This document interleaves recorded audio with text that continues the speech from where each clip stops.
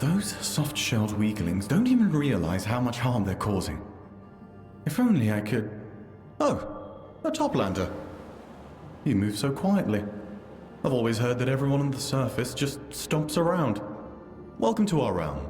I'm Rhonda, researcher and history enthusiast. The remains of the carcass of the great serpent, of course. It's one of the greatest treasures of our land. I'm studying how it affects local life, and everything points to its influence being quite significant. The carcass lets microorganisms cleanse our water safely. Without it, living here would be much harsher. It is truly a momentous discovery. If only I could find someone to help me deal with a few pests. Nasty, disgusting creatures that are damaging the magnificent carcass and endangering our entire realm. They arrive in packs and carve out its fragments. Why? I have no idea. It's certainly not edible. It's made of the same substance that covers the Lord of the Seas. Consuming it would not only be dangerous, it is strictly forbidden.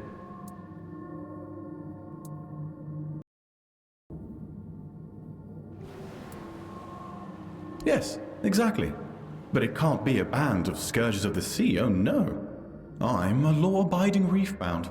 I can't be seen working with that kind of company. But if a helpful toplander were willing to step in, I could repay them with the knowledge I've gathered.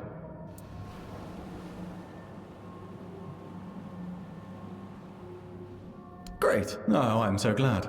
The pests are hiding in one of the caves beneath the carcass. There aren't many, so you should find the right one quickly. I don't know how many creatures you'll face, but if I went alone, I'd never come back. And if you recover the fragments of the carcass, I'd be very grateful. I've always wanted to study them, but I never dared commit such sacrilege. But since someone else has already taken them, I might as well seize the opportunity. Well, all in the name of science and knowledge, of course. I'll be waiting right here for you.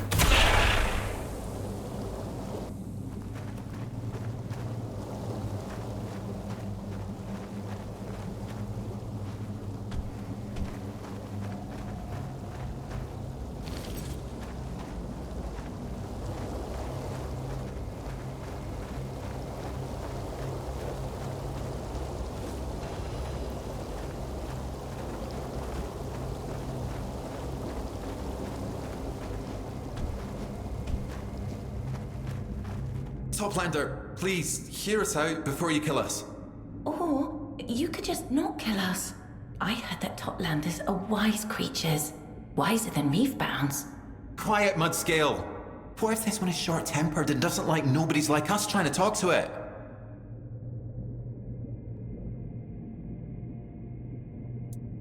No, our brothers and sisters never developed the gift of speech, but they wanted us to. They supported us and made it possible for us to work in peace. I'm sorry they attacked you. And sorry they were weaker than you, but we'd like you to know they were only following their instincts.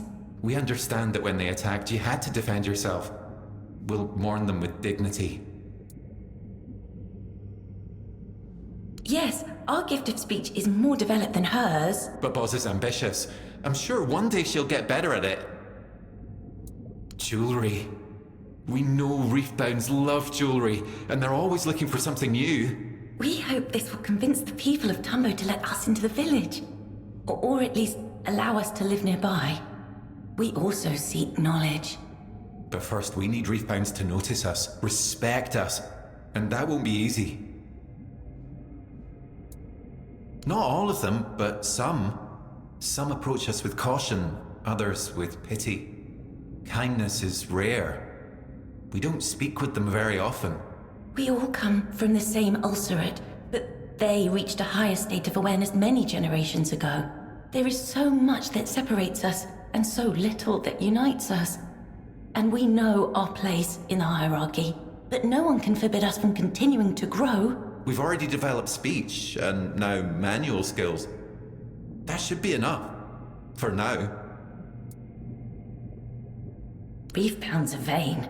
They like their trinkets. The less practical, the better. But they believe the carcass carries the power of the great serpent. So if we show them jewelry made from the carcass, we might gain their favor. Because only there will we be closer to knowledge. We're not concerned with reefbounds themselves. We'll be connected to them by trade, nothing more. Not all of them despise us. Some simply keep their distance, but they need to at least tolerate us if we are to feel safe in Tumbo. Otherwise, we would be risking our lives. Randa is a thief and a liar. Randa doesn't think we're worthy of respect. He wants to take everything we make here and claim it as his own. He believes that by doing so, he'll prove he has gathered enough knowledge to be allowed into the archive. Randa is lying, and I think he's lied for so long that he started to believe it himself. Randa has been trying for years to enter our cave. Once, we dropped one of our trinkets by the carcass. We think he took it to Tumbo and told everyone he made it. But when everyone started admiring our ring, when they wanted more... He found our cave and tried to trade with us. But we didn't want to trade with just one reefbound. We wanted to trade with them all. And we won't let him claim our work as his. Not now, when we know so many admire it. A lie is what separates lesser creatures from higher ones. We have a voice, but we do not have the ability to lie.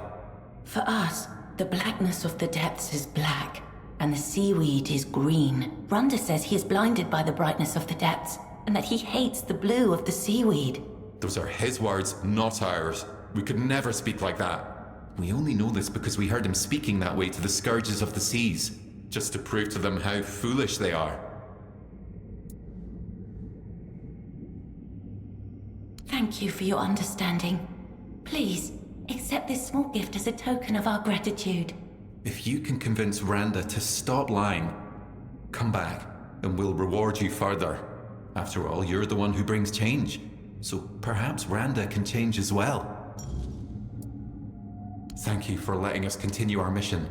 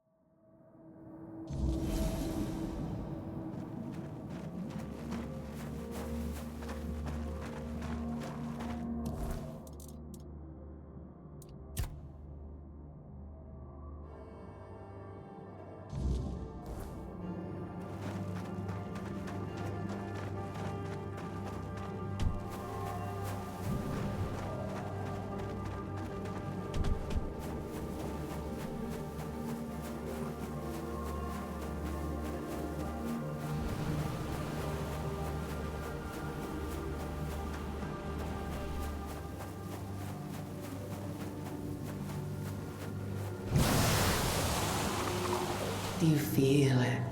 The pull between us, like a current under the skin. Do you see now how close you are to my heart? We are interwoven. You course through my veins, my beloved Anwin. And yet I still wish I could be even closer to you.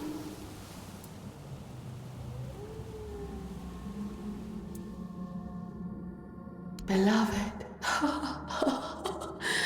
Oh, how I long to hear that word fall from your lips. Come, let me hold you. Let us be one.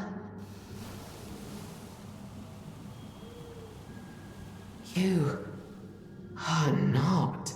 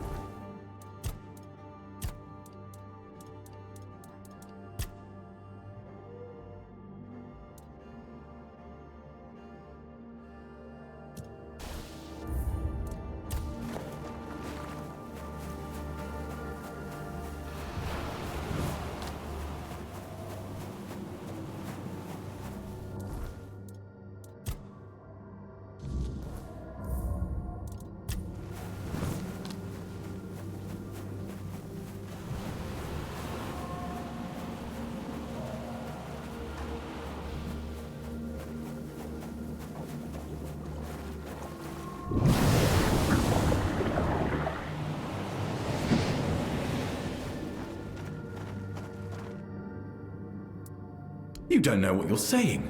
You'd trust those creatures over me, even if they were right. So what? What does it matter if I bent the truth? We still don't know what will happen if the carcass is taken apart. That doesn't make me wrong. My theory is still perfectly sound. Yes, I'll take their wares and sell them, but I won't touch the carcass again because I consider that sacrilege. But this can still be resolved. I forgive your weakness. You can go back there and get rid of that rabble. You! How dare you? We had a deal, a fair deal. Fine then. If that's how it's going to be, I'll just have to take them from your cold, sticky hands.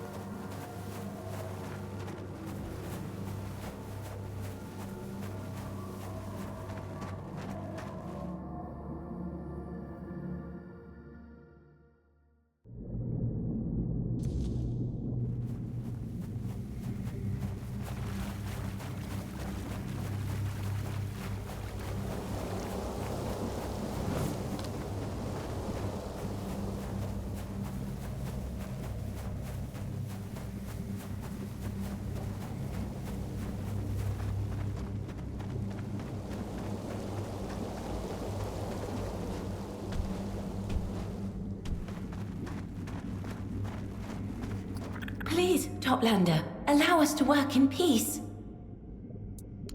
We're truly sorry to hear that. He wasn't the most honest Reefbound, but we never wished him dead. Now, however, we'll get a little closer to our goal, all thanks to you and your involvement. Please, accept this gift as well. It might prove valuable once you return to the surface. We've been saving it for a special occasion. Thank you for letting us continue our mission. Thank you for... Topland.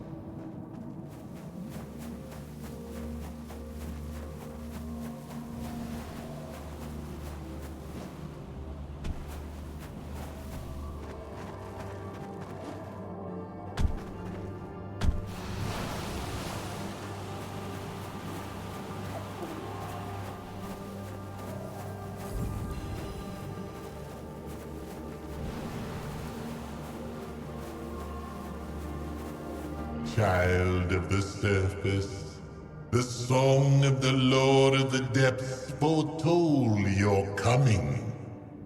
Heal me, and the gates to Saras shall open before you.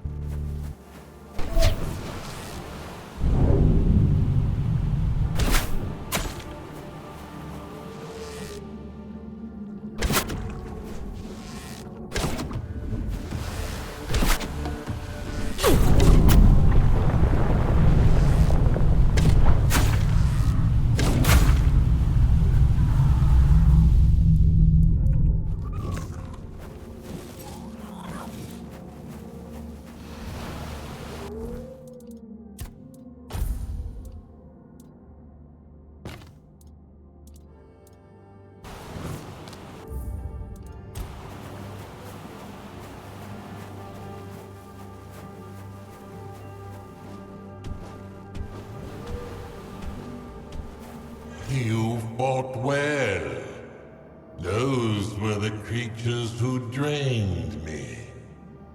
Forgive me this deception, and thank you for the grace you have granted me.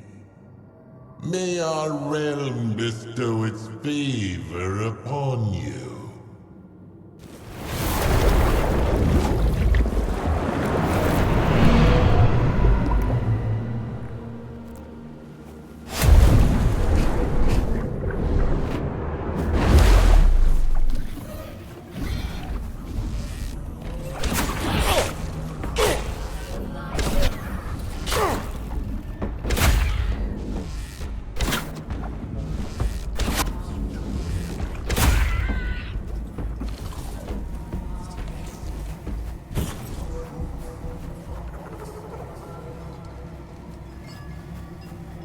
You need something, Toplander?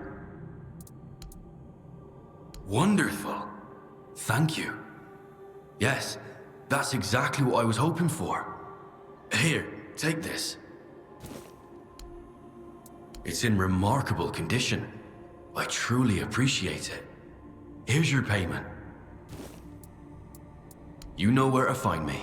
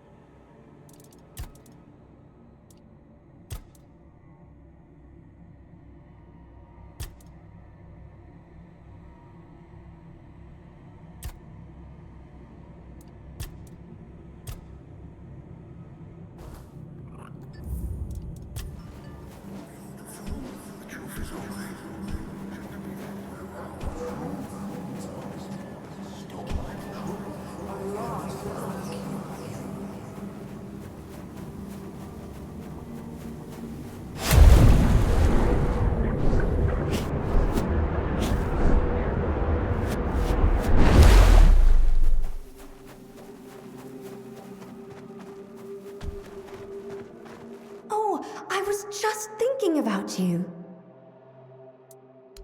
Yes! So, this one was a bit tricky. I found a sealed container in a shipwreck, so I decided to look inside, right? And there was... this. It has such an odd crystalline texture, but the golden color is so beautiful. I once heard a Morgan complain that the surface is too bright because of the, sun? So, I deduced that this must be the light of the sun itself, spun into crystals. Am I right? Of course. You know, I never thought Toplanders were so powerful. These crystals are so small, so inconspicuous, and yet so pretty. And sticky. Why are they sticky?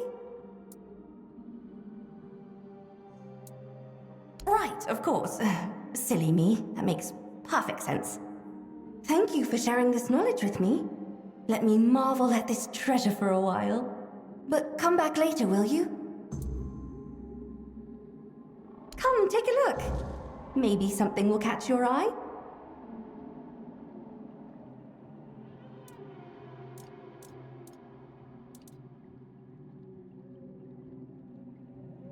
Come back soon, won't you? Toplander, you've returned! Come back...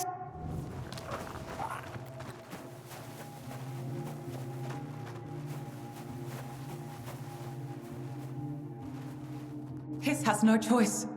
He has to confess to taking Syndril. There's no other way.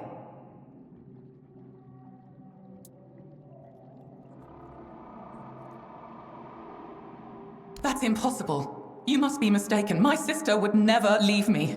She's just playing a prank on me. Very funny. See? I'm laughing. But enough is enough. Tell her she needs to come back to me at once. I can't do this alone. You have no idea what kind of bond we have.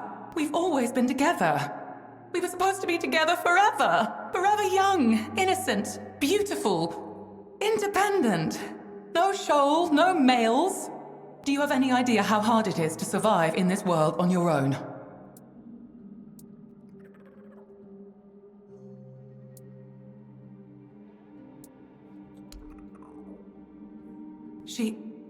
I don't believe this.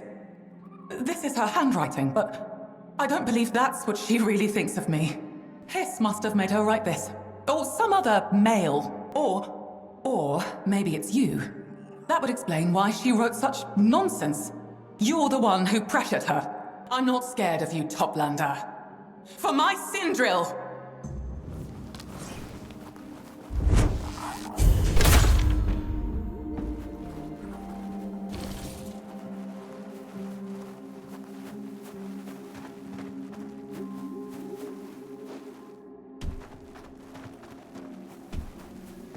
Oh, I was just thinking about you.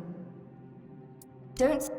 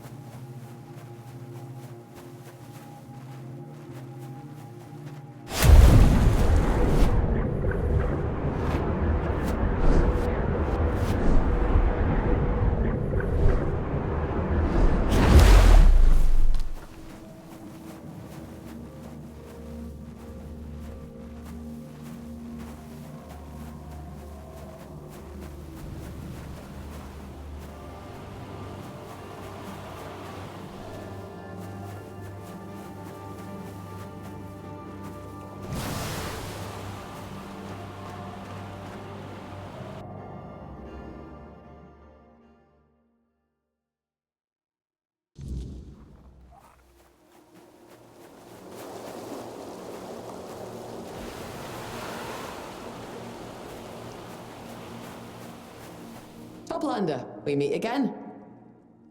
Of course. The damned creature turned out to be useless. What do you want? Let me guess. Coraloon is looking for me. Because I want to. You have no. It's not that she can't for a long. When I tried, or I couldn't keep. You could do, but you can read it. I just. As for the we never had. I can share. One day, I will leave this hideout, but not yet. So, Coraluna's dead. My poor sister. I never wanted her life to end this way. That's not the freedom I wished for. How can I show my face in the village now? How am I supposed to build a new life? Everyone will point their fingers at me, saying I sent a toplander after my own blood. Know this. You killed 2 people with 1 blow. Go on. Finish the job if you like.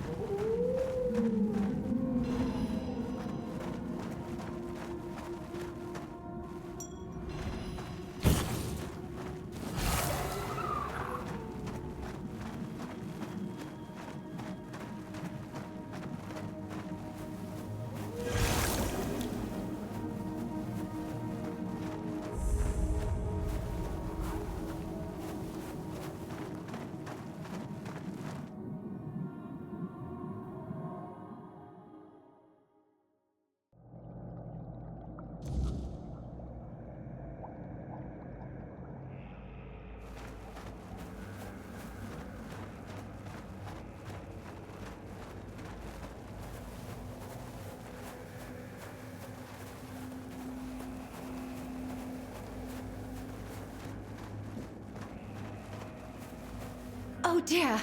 Oh dear, oh dear. A faithful. A live one at that. Not scaly, not fin-bled or reef-bound. Oh, you don't have an ugly mug like one of the scions of the depths. Truth be told, you're quite pretty, aren't you? Damn. I mean, welcome to the First Church of the wonderful Congregation of the Saving World of the Prophet Above the Roots. I'm so glad to have you here, First of the Faithful. I'm Magdalene. Oh dear, you're so sweet. Well, if I'd known you were coming today, I'd have tidied up a little. The altar's a bit dusty and my things are all lying around. Oh, this is so embarrassing. I'm sorry, Faithful. I swear it doesn't always look like this. It's just no one's been here for quite a while. Well, truth be told, there was no one here apart from Boz. Ever. Oh, right, Boz. Do you know her? Well, she lives in the nearby village, Tumbo. You two should get along. Boz is great. Really? Oh, I bet you weren't bored. Boz always has the best ideas for adventures. We're from the same litter in the Ulcerate. You could say we're sisters, in a way, even though she hatched from a different egg. My true brothers and sisters were eaten by the scions of the depths. It happens sometimes. Yes, a church of the Prophet, I think. I hope I haven't garbled it. I'm still so new to this. There weren't many useful instructions in that coffer. Only a strangely written handbook. The Bible of the Red Church, I think it was called. There was also some historical books and a few prayers. I'm glad the Prophet chose red. I like that color. The Red Church sounds really good, but I've decided I won't use the ready-made name that fell into my fins. You need to prove yourself in a church, right? Oh, the coffer was sent to me by the Prophet. Well, that's how churches work, don't they? You raise your hands upwards and then you believe really, really hard. And there it is. One day we find the goodness sent to us by the Prophet. And that goodness, it gives our lives purpose. That's what happened to me, at least. The Ulcerate is not the nicest place to live, you know? I was always alone there. But I believed one day something good would happen. And it did. I was summoned by Lady Prophet Kai and became a priest.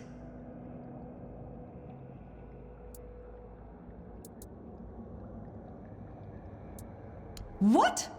You met the Lady Prophet? Oh dear, by her holy word, that's amazing! Have you seen her drop coffers of goodness for us? Or, oh no, don't tell me. I'd rather not know and imagine it all for myself. It must have been so incredible. What do you think she would say if she saw the church I built here for her? Everything according to the handbook. Thank you so much for your words. It's terribly kind of you. Oh dear, a member of my church has met the Lady Prophet personally. I know, but I thought about it for so long and I just couldn't decide. At first, I thought the First Church would be a good name, because we don't have anything like that here in Saras. And then I thought, no, it will be the Wonderful Congregation, because we don't have that in Saras either. But it felt silly not to mention what the church is about, so I added the saving word of the Prophet Above the Roots, to be clear. In the end, all three sounded fine, so I just combined them. But since you think it's too long and not very catchy, the First Church, Saving, Roots, you're right. It is a lot of words. And truth be told, I don't even understand some of them.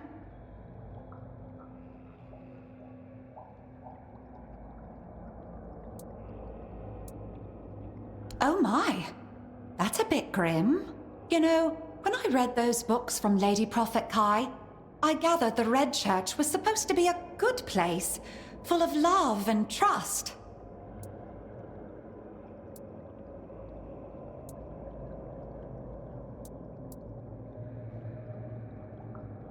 Alliteration. Ugh, another difficult word. I already had loads of trouble with compassion. Compassion. Anyway, if you're saying that's how it should be, then I'll trust you. Let's have that alliteration.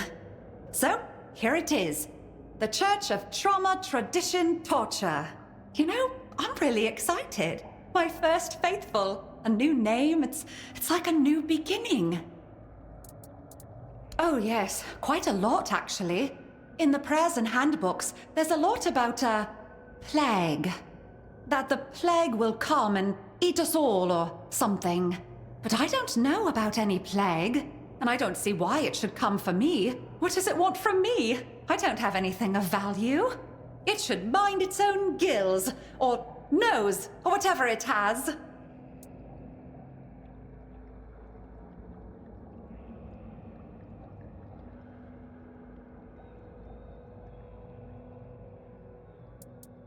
Oh, that's just like something Sir Apps would tell the youngest Finbleds and tadpoles in the ulcerate. That if we didn't adapt, Sir Fear would come and gut us all, or squash us into a paste. So the plague is like Sir Fear, and Lady Prophet protects us from it. This church makes more sense than I thought. Thank you, faithful. Sometimes even a shepherd can learn something from her flock. It was cold and dark, dampness and slime everywhere. The ones who hatched close to Sir Apps had it best. Boz and I hatched deep in the ulcerate. Older Finbleds and tadpoles often sneaked in there. They bullied the weak. The tadpoles, well, they were the worst. Sometimes they even ate some of us. Usually, they grew into the scions of the depths. They're insatiable. Not when it comes to hunger, but entertainment. That's what the hunt is for them. Not at the beginning. When we're big enough, Sir Apps and the carers decide who to let out into the world. But some of us choose to escape. The rest stay in the ulcerate, waiting to be let out, or searching for a chance to run. Me? I escaped. Boz had been let out a moment earlier. We agreed she'd wait for me, and she did. Together, we wandered to Tumbo. It's easier for Finbleds to live in groups. It's better together. We start a church, or we collect knowledge, like Boz. And sometimes we turn feral. Most of the Finbleds end that way. They get hungry and it makes them stupid. But it's not their fault. It's just how it is. Usually I read the Prophet's word and try to listen to what's inside me. That's what the handbooks tell me to do. It's very hard, listening to what's inside you.